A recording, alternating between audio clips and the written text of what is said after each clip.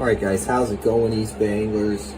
Today we're talking all about Girley Creek trout fishing, Girley Creek, just out there to have fun, swim in the creek. It's a gorgeous place. We're talking about Girley Creek, California, and this is located near Loon Lake. If you guys are not familiar with Loon Lake or French Meadows, it's around that area.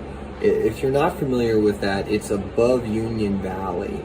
So above Union Valley, I would say 25 minutes past it, you're going to start running into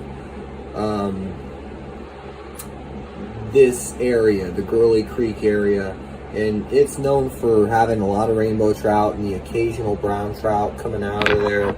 It's an extremely hard fishery to really give you the, the scoop. The real scoop. I've fished it a lot. I've fished it with flies. I've fished it with spinners. I've fished it with bait. Obviously not live bait, like salmon eggs and things of that nature. Generally, I pinch all my barbs there and I release every single fish. There really is no exception. These fish are few and far between. They used to be thick, but it's depressing to think about it when you, especially for me and the people that know how good the fishing was years ago. It's not that good anymore. So if you guys catch something, please let it go. But this is one of those areas that's kind of nice because it is raw, rugged, wild, and it's out there. So usually you get left alone. You can kind of just relax. It's quiet. Now here's the things to consider. There's a lot of snakes. So keep in mind there's rattlers everywhere, and there very much a lot of bears and a lot of other things you just need to be aware of. So like I said, the terrain itself is really dangerous, so that's another factor. Alright guys, so Girley Creek, like I said, has a lot of rainbows. And most of the fish in Girley Creek do not get very big. These fish are not going to get giant. For the most part, a 17 to 20 inch fish would be considered a very large fish for this particular body of water, this creek. And I've caught fish that are pushing 18 inches, but not quite there, 17 plus. And I've been very happy. I've let, 2 quality browns go out of that particular creek, and I have had the luck of having multiple brown days, but I haven't caught that real big trophy. And that's probably because the biggest fish in the river got that way by never being caught. And secondly, that's a very small creek. We've had a lot of droughts in California and they've suffered terribly. So you guys, catch and release is a must right now for this creek. But it is a wonderful little getaway. And like I said, other than all the dangers that lurk, it is very much relaxing, and it allows you to have, you've just got endless miles of creek to fish and wildlife to explore, nature to hike. And if you like to swim, obviously taking a swim is not that hard, that's quick.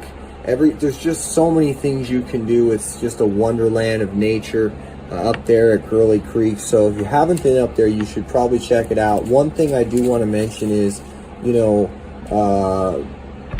pack it in, pack it out type of deal.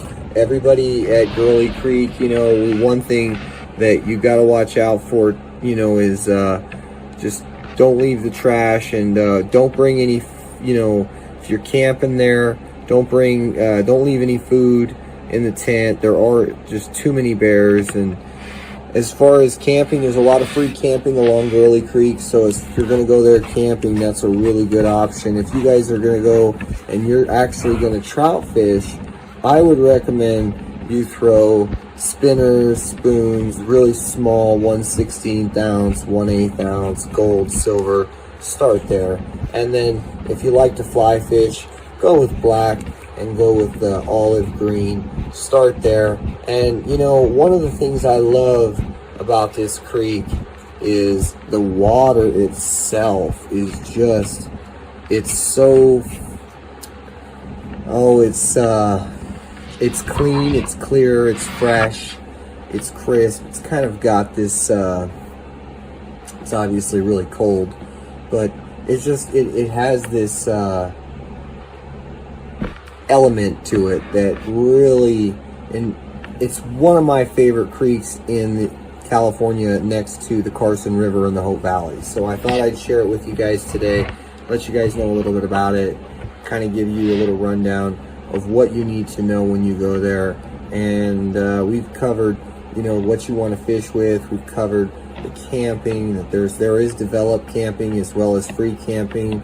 There's a lot of hiking trails, there's a lot of biking trails, there's a lot of Jeep trails, ATV trails. There's loaded with people in the summer for the Rubicon, and, you know, just generally doing rock crawling and all kinds of activities.